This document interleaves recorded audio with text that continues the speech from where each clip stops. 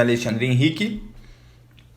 Irei iniciar aulas 11 a 13 do curso de Química 3 e o assunto que será tratado é entalpia de formação. Bom, a gente está dando seguimento a esse curso e nas aulas anteriores a gente começou o assunto de termoquímica, falamos o que era entalpia e percebemos que entalpia é a energia daquela molécula, portanto, todas as moléculas, por terem ligações químicas, têm energia. E ao falar de entalpia, a gente falou que existem as entalpias exotérmicas e endotérmicas. Exotérmicas libera calor e endotérmica absorve calor. A gente começou a calcular com o primeiro módulo de cálculo de entalpia com a lei de Hess, que fala que a reação química não depende do percurso, só depende da entalpia final e a temperatura e a entalpia inicial, e que a gente consegue o ΔH. Então, a variação de entalpia das transformações de uma reação química. E agora a gente vai começar a calcular a entalpia, mas a entalpia de formação.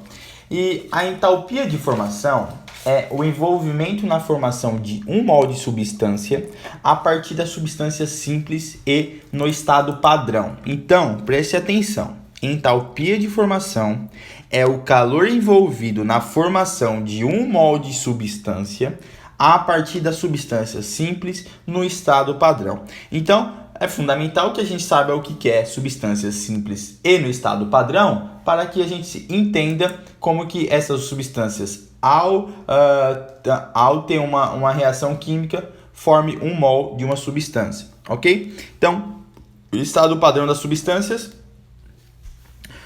como vimos no tópico de entalpia, não é possível medir a entalpia absoluta das substâncias diretamente, mas apenas a variação da entalpia. No entanto, seria de grande utilidade a existência de uma tabela com as entalpias de cada substância, pois isso facilitaria o cálculo da variação de entalpia de uma reação.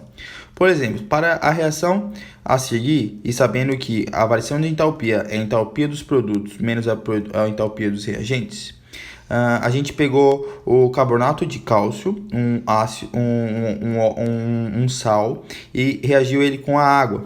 Não, a gente emitiu energia. A gente formou o óxido de cálcio mais CO2. Então, pode-se dizer que a variação de entalpia é dada por a entalpia dos produtos menos a entalpia dos reagentes. Ok? A forma como os cientistas conotaram esse problema foi adotar um padrão previamente escolhido e encontrar as entalpias relativas de cada substância. Nesse momento, pode-se fazer uma analogia com um problema de velocidade de um corpo em física. Quando se quer saber se a velocidade de um corpo, é muito importante saber a relação com a referencial. Então, tem que ter um referencial para a gente começar a calcular a entalpia das substâncias. Então, o referencial a gente começou com a entalpia igual a zero. Então, a velocidade de um carro geralmente é tomada como em referência à estrada. Atribui-se velocidade zero para a estrada e mede-se a velocidade do carro em relação à estrada. Mas se o referencial for um trem em movimento, a velocidade do carro muda substancialmente, porque depende do referencial.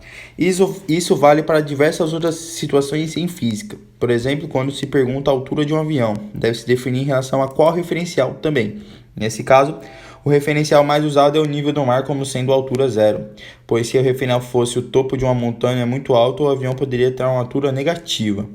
O referencial adotado em química para as entalpias zeros foram as substâncias simples no estado padrão. Então, para a gente ter uma diferença no valor, a gente tem que começar com o valor zero, porque a partir daquilo a gente consegue a entalpia padrão, a quantidade de entalpia formada para a formação dessa substância. Então, a gente calcula como todas as entalpias, todos aqueles elementos que estejam no estado padrão, e toda substância simples no seu estado físico a 25 graus Celsius e 1 atm, e na sua forma alotrópica mais estável. Então, o estado padrão de uma substância é a variedade alantrópica mais estável da substância em seu estado físico mais comum, a 25 graus Celsius e 1 atm. Então, todas as substâncias metálicas que apresentam mais na natureza, elas têm entalpia zero. E quando elas se fundem com outros elementos, outros átomos, ela libera energia e a gente sabe qual vai ser a entalpia de formação dessa substância. Então, portanto, arbitrariamente, qualquer substância simples no estado padrão possui entalpia igual a zero. Então a substância H2 padrão, entalpia zero. A substância H2 em líquido não é padrão, portanto tem uma entalpia diferente de zero. O hidrogênio é gasoso.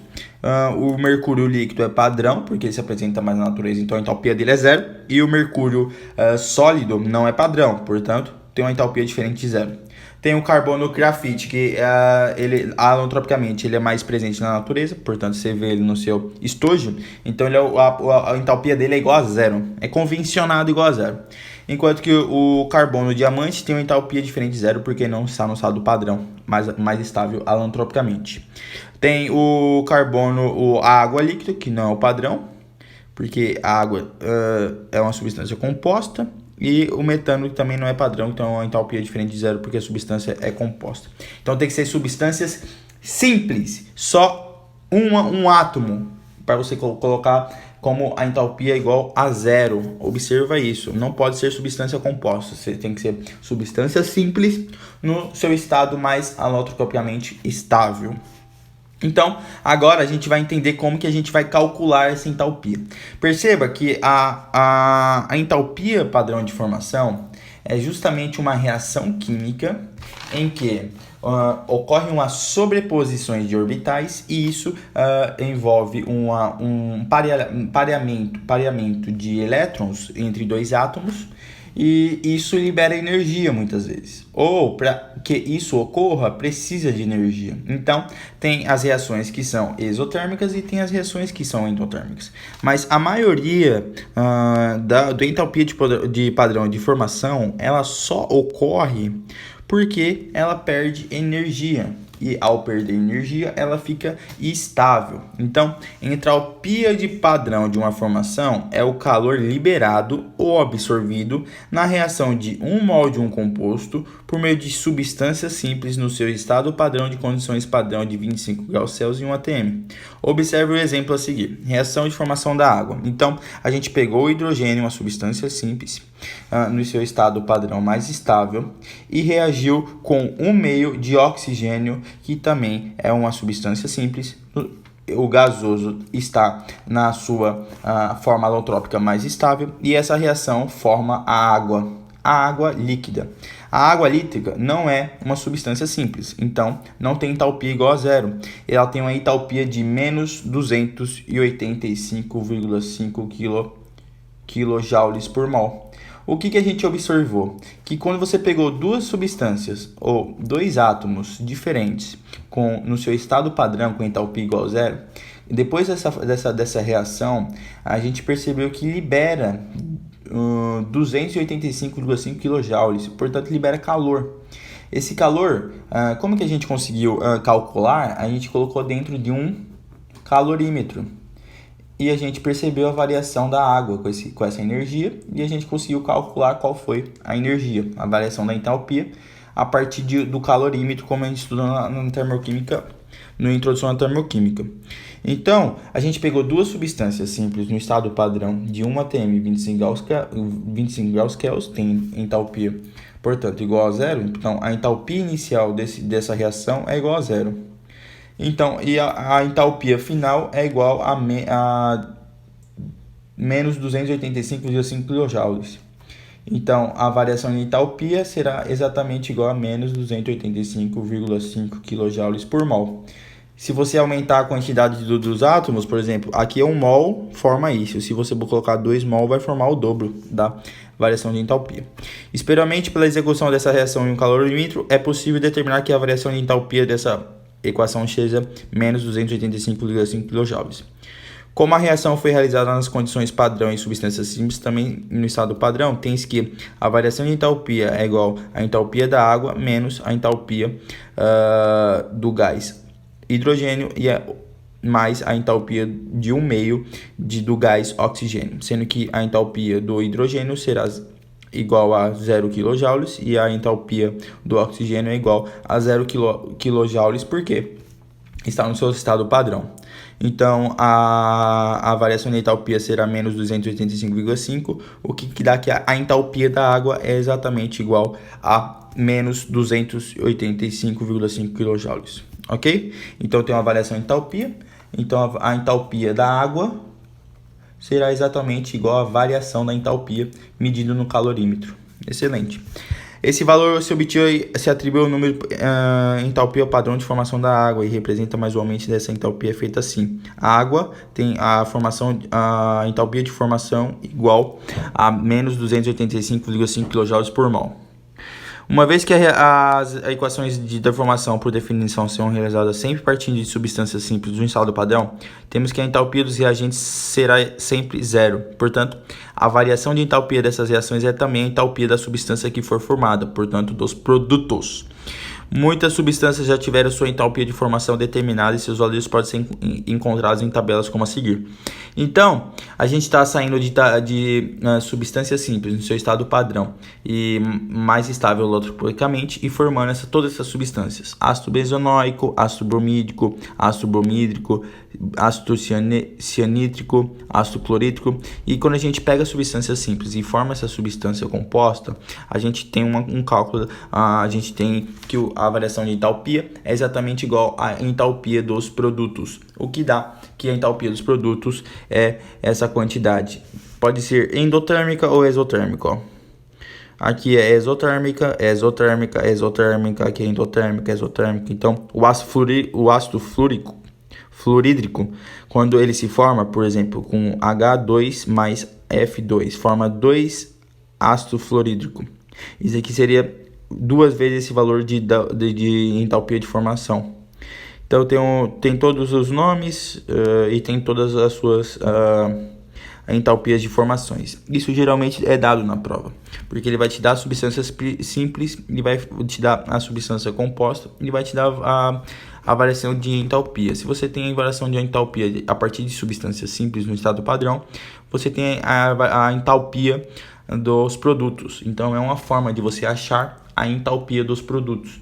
Como a gente está calculando pela lei de Hess, a gente achou a entalpia é igual a entalpia dos reagentes menos a entalpia dos produtos menos a temperatura a entalpia dos reagentes. Agora a gente acha a entalpia dos produtos sabendo a variação de energia a partir de substâncias simples no estado padrão de 25 graus Celsius em 1 atm. Bom, vamos aqui para uma questão. Consultando tabelas como essa, é possível calcular a variação de entalpia de muitas reações, mesmo que não sejam viáveis na prática. No início desse tópico, vou apresentar a reação da decomposição do carbonato de cálcio. Apesar de ser possível obter o valor de variação de entalpia dessa reação experimentalmente, é possível também calculá-la pelos calores de formação da tabela anterior. Então, o calor de formação do carbonato de cálcio ele é menos 1.207,6 kJ por mol. A entalpia de formação do óxido de cálcio é menos 635,1 kJ e a entalpia de formação do dióxido de carbono é exatamente igual a 393,5 kJ por mol. Então, a variação de entalpia, o que vai resultar depois dessa reação, será justamente a soma da entalpia dos produtos menos a soma da entalpia dos reagentes, o que dá um valor de mais 179 kJ. Portanto, ele absorve calor para que isso ocorra. Você sente o ambiente frio. É uma reação endotérmica. Então, a partir da energia, portanto, entalpia de formação, a gente consegue também calcular a variação de entalpia da reação. Então, a partir de que você sabe todas as entalpias de formação dessas moléculas compostas que não são moléculas simples, como você pode ver, não são moléculas simples, são moléculas compostas, então nenhuma daí tem entalpia igual a zero, e tem já uma entalpia de formação para formar esses compostos, porque eles vieram de substâncias simples. Então, você sabe a entalpia dos reagentes e a entalpia dos produtos. Então, você faz essa diferença e acha a variação de entalpia da reação. Vamos para a questão 3. Dadas as entalpias de formação. Então, o cara já deu a entalpia de formação, já tá, de todos os átomos. E determina o ΔH da reação de combustão de um mol de etanol. Então, você vai pegar um mol de etanol, vai reagir com oxigênio, que é uma substância simples, e vai resultar em duas substâncias compostas que têm a entalpia diferente de zero.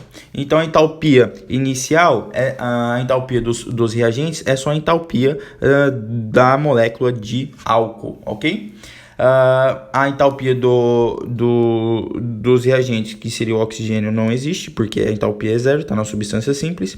E você tem a variação da entalpia exatamente pegando a soma dos produtos, a soma da entalpia dos produtos, que ele deu os dois, menos a soma da entalpia dos reagentes, que é só um, que é a molécula de álcool, etanol.